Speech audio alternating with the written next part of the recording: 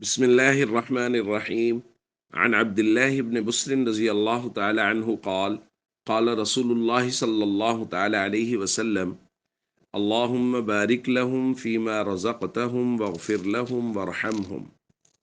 رواہ مسلم۔ حضرت عبداللہ ابن بسر رضی اللہ تعالیٰ عنہ فرماتے ہیں کہ میرے والد نے نبی کریم صلی اللہ علیہ وسلم کی دعوت کی۔ ہم نے نبی کریم صلی اللہ علیہ وسلم کو کھانے کے لیے کچھ حلوہ بنا ہوا پیش کیا اور اس کے بعد ہم نے کھجوریں پیش کی۔ نبی کریم صلی اللہ علیہ وسلم جب بالکل تشریف لے جانے لگے تو میرے والد نے نبی کریم صلی اللہ علیہ وسلم کی سواری کی لگام پکڑی اور عرض کی ادعو اللہ لنا، یا رسول اللہ ہمارے لیے اللہ سے دعا فرما دیجئے۔ تو نبی کریم صلی اللہ علیہ وسلم نے اس وقت یہ دعا فرمائی، اللہم بارک لہم فیما رزقتہم واغفر لہم ورحمہم۔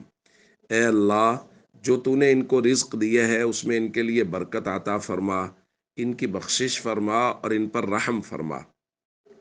دوستو، یہ دعا ہے جو ایک مہمان کو چاہیے کہ وہ میزبان کے لیے کرے، اور دوسری روایت میں نبی کریم صلی اللہ علیہ وسلم نے یہ دعا تلقین فرمائی، اللہم اطعم من اطعمنی واسقی من سقانی۔ اے اللہ، جس نے ہمیں کھلایا تو اسے کھلا، اور جس نے ہمیں پلایا تو اسے پلا۔ اسی طرح اگر کوئی آدمی اس کی کوئی افطار کی دعوت کرے، روزے کی حالت میں افطار کی اگر کوئی دعوت کرے، تو اس وقت جو نبی کریم صلی اللہ علیہ وسلم سے دعا منقول ہے وہ یہ ہے۔